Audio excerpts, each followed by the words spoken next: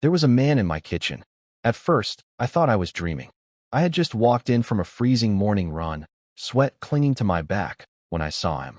Standing barefoot on my tiled floor, holding my coffee mug, the green one with the crack near the handle, and staring out the window like he owned the sunrise.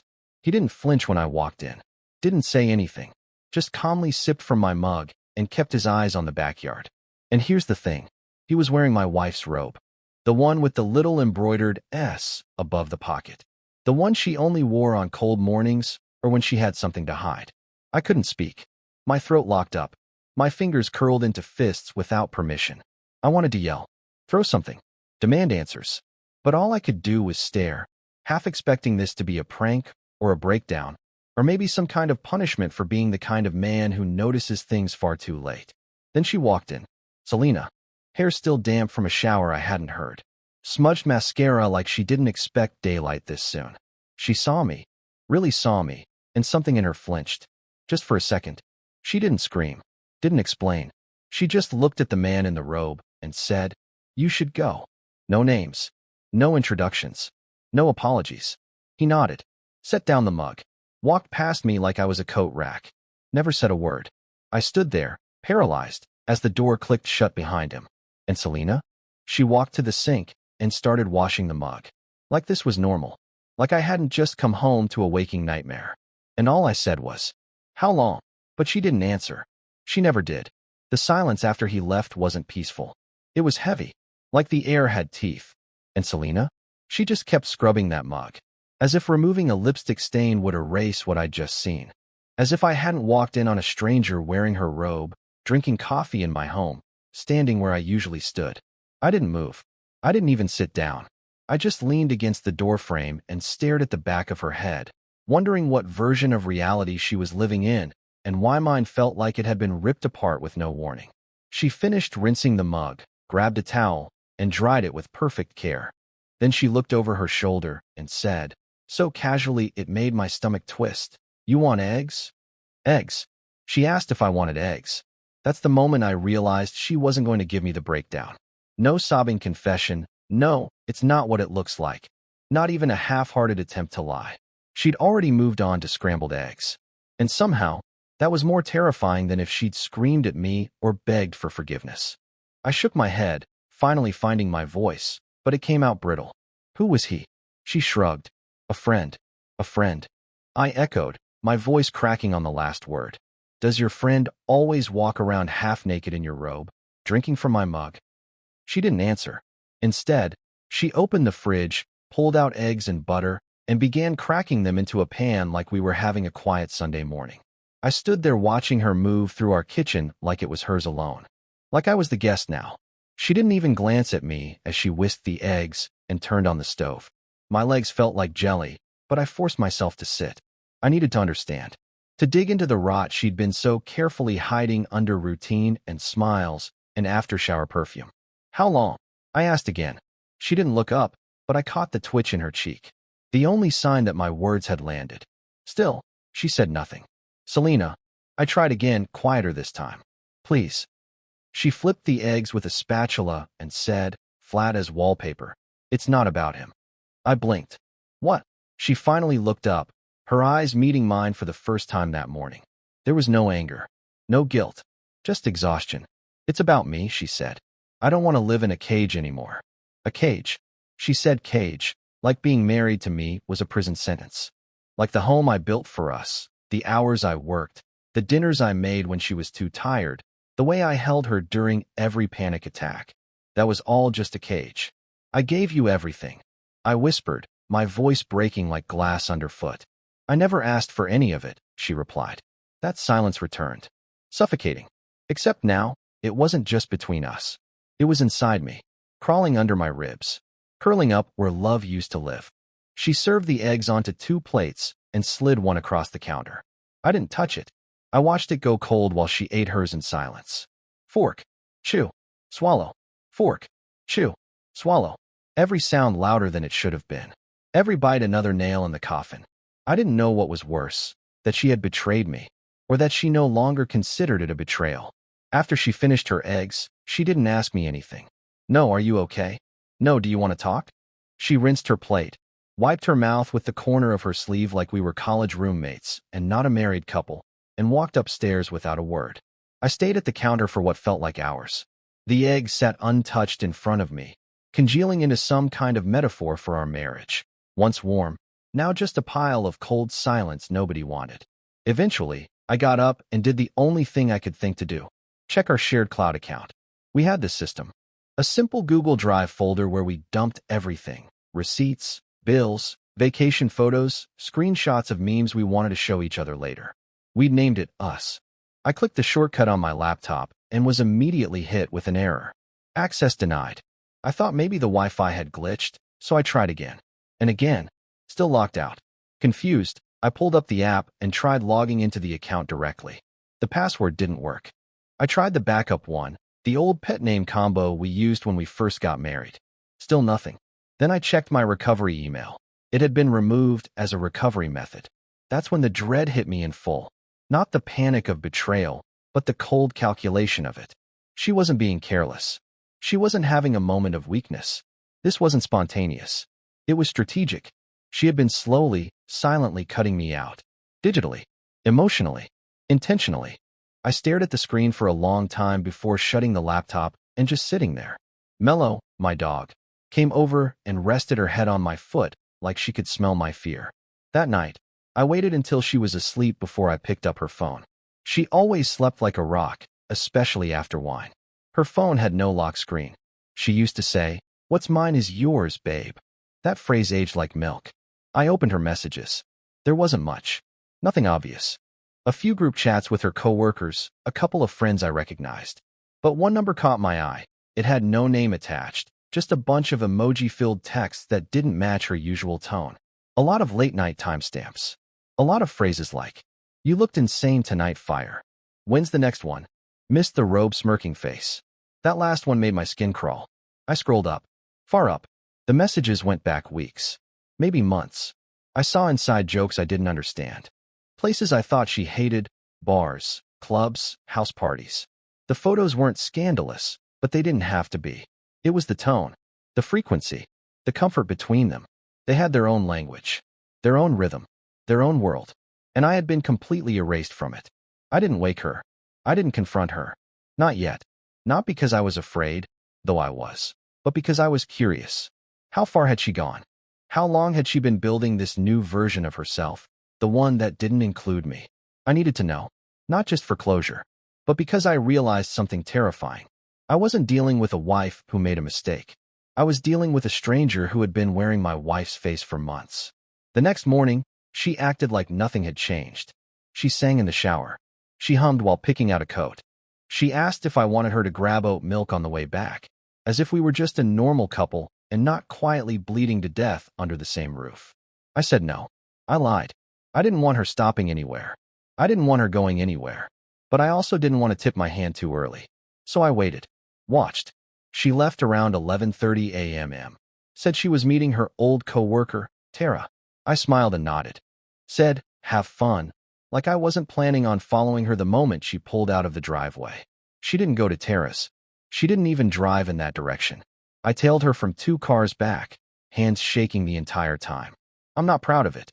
I felt ridiculous, like a character in a bad movie. But the truth is, I needed proof. I needed something real to stand on, because otherwise I'd go insane wondering if I was the one losing it. She drove to a part of town we never go to. Industrial, half-abandoned, with weird cafes and overpriced galleries in gentrified warehouses. She parked outside a place called Juno's Room, some kind of art bar with blacked-out windows and a velvet rope outside, even during the day. I waited. 15 minutes later, a man showed up. Not the one from our kitchen, someone else. Taller, younger, in a leather jacket like he'd just walked out of a photo shoot he didn't deserve to be in. They hugged. Not a "hey, good to see you" hug. Not a cousin hug. This one lingered. Her head tilted into his chest like it was the most natural thing in the world. Like she belonged there. They went inside. I didn't follow immediately. I sat there, breathing through what felt like a cement block in my chest, trying to figure out what the hell I was even doing. I thought about calling someone. A friend. A brother. My mom. But I couldn't bear the idea of hearing the pity in their voice. So I got out. I walked across the street. and as I reached for the door, I heard someone say, "You too, huh?" I turned. There was a man sitting on the curb, holding a cigarette. He wasn't smoking. He looked older than me, but not by much. Tired, pale, wrecked. Our eyes met, and before I could ask what he meant, he gestured toward the bar. "She brings all of them here," he said, like we were talking about a storm or a restaurant chain. "Different guys. Same coat. Same perfume. I've seen 3 this week." I didn't speak. My brain couldn't catch up. "She used to be my fiancée," he added, "before she became whoever the hell she is now." The door opened behind me, and the man in the leather jacket stepped outside, laughing on the phone. Not with Selena. With someone else.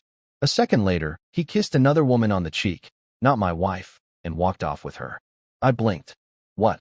The man on the curb chuckled, bitterly. "That's not even her guy? That's her guy's guy?" I had no idea what he meant. My thoughts were spinning. Layers on layers of lies. I felt like I'd opened the wrong door in a dream and walked into someone else's nightmare. I backed away from the entrance. I couldn't go inside. Not now. Not without knowing if what I saw was even the worst part. I didn't go home right away. After seeing that man walk off with another woman, a completely different woman, I sat in my car and stared at my hands for 15 minutes. They were trembling like I'd just survived a car crash. Except nothing had physically happened. Not to my body, anyway. Just to everything else. When I finally drove off, I didn't go back to the house. I couldn't stomach it. The idea of walking through that front door, pretending I didn't just witness my wife in the orbit of people playing some game I didn't even understand, it made my skin crawl. So I parked at a gas station, bought a bottle of water and a granola bar I never ate, and opened her old iPad. She didn't use it much anymore, but it was still synced to her cloud account. I'd forgotten until that moment, but as I opened the gallery app, it was like unlocking a trapdoor into a world I wasn't supposed to see. The photos were the first punch to the chest. Dozens of them. Maybe more. Some selfies. Some candids. Some clearly taken by someone else. But none of them included me. None. There were rooftop parties. Dim, neon-lit rooms. People with glitter under their eyes and champagne flutes in their hands. My wife, Selena, was in all of them, and she looked alive. Radiant. Laughing in ways I hadn't seen in years. Not fake laughter. Not the polite kind you use at dinner with your in-laws. This was real, gut-deep joy. The kind I thought she'd stop feeling altogether. One photo stopped me cold. She was wearing that red dress, the one I found tags from in the trash but never saw her wear. In the photo, she stood beside a man with bleached hair and a nose ring, and she was holding a card that said VIP, Ember Night. I zoomed in. Behind them, on a black glass wall, was a mural of fire and silver moons. I recognized it. I'd seen it before on her Instagram, but never in that context. The caption back then had read something like, "Out with the girls, woman dancing, medium light skin tone sparkles," but in the full photo, now uncropped, there were no girls. Just men. And smoke. And secrets. I checked the metadata. The photo was from 3 weeks ago. She'd told me she was sick that night. That she was staying in, watching Netflix with a heating pad and peppermint tea. I closed the gallery, opened her Google Maps history. She'd been there 5 times in the last 2 months. Every time she claimed to be at someone's baby shower or board game night, she was actually at that same bar. That same side of the city. That same Second Life. My stomach tightened. And then something even stranger happened. I checked her email. I wasn't expecting to find much. She had multiple accounts, and this was the one she used for spam and shopping coupons. But buried beneath promotional emails and newsletters, there was one message that didn't fit. Subject, upcoming event, access confirmed. From the gate/event logistics. Body, Selena Brine, your clearance is confirmed for entry. Bring nothing. Wear black. Follow instructions precisely. Friday, 8 p.m. There was no RSVP link. No address. Just that cryptic message. I stared at it for a long time, rereading the line, bring nothing. It sounded more like a ritual than a party.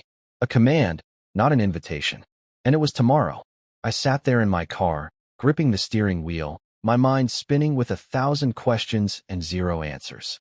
Where was she really going? Who were these people? And what had Selena gotten herself into? I didn't know yet, but I was done watching from the outside. Friday came faster than I wanted it to. That whole day felt like I was walking around inside a film that kept skipping frames. My body went through the motions, showering, pretending to answer work emails, feeding the dog, but my mind was frozen at 8 p.m., the moment she was supposed to disappear again. When she got home from work, she didn't even lie this time. She walked in humming, gave me a small peck on the cheek like a roommate would, and said, "I've got something tonight." That was it. No fake names, no invented birthdays, no backstory. Just something. I asked if she wanted dinner. She said she'd grab something on the way. She didn't dress up. Not in the way I expected. She wore all black, loose pants, a high-collared top, flat shoes. Minimal makeup. Hair in a braid. She looked muted. Like a version of herself she only brought out for specific occasions. At 7:30, she left. No hugs. No warmth. Just keys, a bag, and a mumbled "Don't wait up." I counted to 120 after the door closed, then grabbed my jacket and followed. I was smarter this time. Took my bike instead of the car. Less obvious. I trailed her through the city like a ghost, staying 2 turns behind, watching her taillights flicker between buildings. Eventually, she reached the edge of the warehouse district, where all the streets started to look like forgotten movie sets. She parked behind an old brick building with no signs, no lights, no windows. Just a metal door with a single red bulb glowing above it. Then something strange happened. She didn't go inside. She waited, and one by one, other cars pulled up. People got out, men and women, all dressed like her. No one spoke. They just stood by the wall, as if waiting for something they all knew was coming. I stayed in the shadows, hidden behind a fence covered in dead ivy. My heart was racing. This didn't feel like a party. It didn't feel like anything I'd ever seen her attend in our 10 years together. It felt organized, secretive, like a club with no name and rules no one said out loud. At exactly 8 o'clock, the door opened from the inside. A man stepped out wearing all white, with a black stripe painted vertically down his face. He didn't say a word, just nodded once, and everyone started moving. One by one, they entered. Selena was the last to go in. I waited until the door shut, then crept forward and examined the entrance. No signage, no cameras, just a keypad with worn-out numbers and a faint smell of incense I couldn't place. There was no way I was getting through the front, so I circled around the side of the building, where the windows had been bricked over, except one. A small panel near the roof had been loosened at the corners, probably for ventilation. It was just wide enough to see through if I stacked some crates. I climbed up, carefully, and looked inside. What I saw didn't make sense. The inside of the warehouse had been transformed. Candlelight flickered along the walls. Velvet curtains hung from the ceiling, sectioning off parts of the space like makeshift confessionals. Music played, low, ambient, with no rhythm, like it was designed to slow your pulse. And there, in the center of the room, stood my wife. But not the woman I knew. She moved differently, elegant, slow, intentional. She walked to a raised platform and took off her shoes before stepping onto it. The crowd circled around her like they'd done this before, like they were waiting. Then a man approached her. I recognized him. Not the kitchen guy, not the leather jacket guy, but someone from the photos. The one with the bleached hair and unreadable expression. He knelt in front of her, and she placed her hand on his head. The crowd clapped once, in perfect sync. Then silence. I couldn't hear what was said next, but she smiled. A smile I hadn't seen in years. Not polite, not forced, not even cruel. Just free. And that's when it hit me. She wasn't pretending. This wasn't an escape. This wasn't rebellion. This was who she really was now. And I had never even noticed the transformation. I climbed down slowly, knees weak, hands frozen. Because for the first time in our entire marriage, I realized she wasn't keeping secrets. I was just never meant to be part of the story at all. I didn't sleep that night. I rode home in the dark, hands numb on the handlebars, teeth clenched so tight my jaw throbbed. Every streetlight felt like an interrogation lamp. Every stop sign mocked me. I couldn't shake the image of her, standing on that platform, surrounded by those people, holding the head of some stranger like she was anointed royalty in a world I was never invited into. She came home at 2:17 a.m. I watched her from the kitchen window as she parked, fixed her hair in the mirror, and reapplied her lipstick. Her hands moved calmly, methodically. She didn't look tired. She didn't look drunk. She looked fulfilled, like someone who had finally figured out what made her feel alive. When she walked in, I was sitting at the table, pretending to scroll my phone, even though I hadn't processed a single word on the screen for hours. Hey, she said, tossing her coat onto the back of a chair. Did you eat? I nodded. She poured herself a glass of water. No questions. No guilt. Not even a flicker of unease. Her poker face had evolved into something terrifying, like she had genuinely stopped caring whether I knew or not. I stared at her. I watched her sip, rinse the glass, and set it quietly in the sink like we were a normal couple wrapping up a normal evening. And for a brief moment, I actually considered asking her about it. I opened my mouth. I wanted to say, I saw everything. Who are you? What are you doing? But the words didn't come. Not because I was afraid of her answer, but because I already knew it wouldn't be for me. Not anymore. I went to bed before her, laid there in the dark, eyes wide open, listening to every sound she made in the other room. The fridge door opening, the hum of the microwave, a spoon clinking against a bowl, laughter, soft, almost inaudible, as she watched something on her phone. She was happy, genuinely happy, and that destroyed me more than if she had screamed, cried, or confessed, because it meant I had nothing left to fix. The next morning, I packed a bag, just enough for a week. A toothbrush, free shirts, a pair of jeans, my laptop. I told myself it was temporary. I'd clear my head, sleep somewhere else, figure out what I wanted. But the truth? I just couldn't stand being in that house another second. That house we bought together. That house I painted with my own hands. The walls felt like they were watching me now, mocking me. I left her a note on the fridge. Nothing dramatic. No blame. Just taking some space. Please don't call. I'll be safe. And I meant it. I wasn't going to do anything stupid. I wasn't out for revenge. I didn't even want closure anymore. I just wanted silence. And somewhere in that silence, I hoped I could find out who I was again. Outside of her. Outside of the version of our life that only existed in my head. But even then, even as I closed the front door and walked out into the cold morning light, a part of me still waited for her to chase me. She didn't. I didn't tell anyone where I went. Not at first. I found a small cabin about 2 hours outside the city, tucked in the woods near a lake that didn't show up on most maps. It was run by an old couple who barely spoke English and didn't ask questions. Perfect. The silence was brutal the first few days. No phone buzzing. No passive-aggressive texts. No sound of her heels across the hardwood. Just wind. Birds. The occasional drip of melting snow from the roof. I didn't know who I was without her orbit. Without waiting for her to come home. Without questioning every smile, every text, every glance that didn't include me.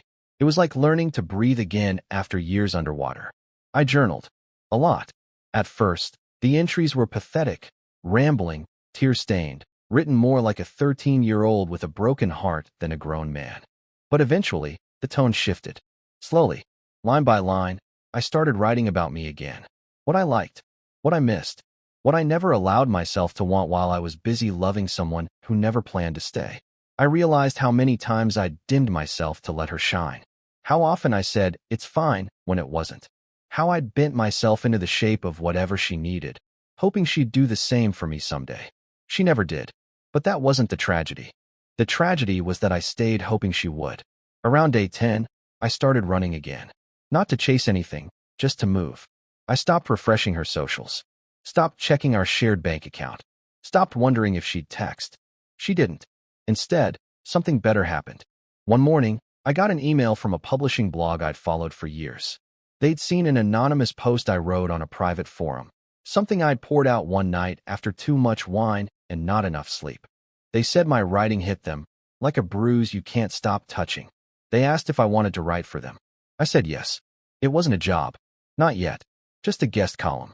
But for the first time in years, I wasn't invisible. My voice mattered to someone. Even if it was just online. Weeks passed. Then a month. Then 2. I moved into a small apartment above a used bookstore. Got a part-time gig organizing shelves, just enough to pay rent and keep my mind busy. I wrote every morning. Ran every evening. Ate when I was hungry. Slept when I was tired. No drama. No secrets. No wife. And for the first time in my adult life, I wasn't lonely. I never blocked Selena. I didn't need to. One day, she did text. It was short. Are you okay? I stared at it for a long time. Then I put the phone down and went outside. The sun was warm. The sky was blue. The air smelled like pine and old pages. I never answered. Because I was more than okay. I was free.